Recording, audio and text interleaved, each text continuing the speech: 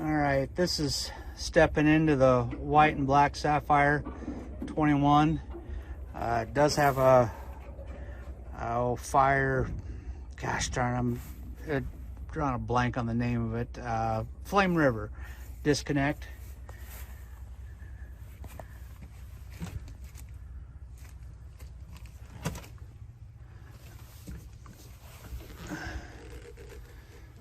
This has got the wood grain dash on it. Last time I checked, that wood grain dash on the A and B panels was it's like an $1,800 option. Pretty nice little option to have though.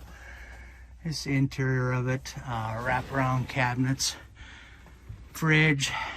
We don't replace mattresses because I have no idea what the next guy is gonna want, but yeah, nice truck, guys.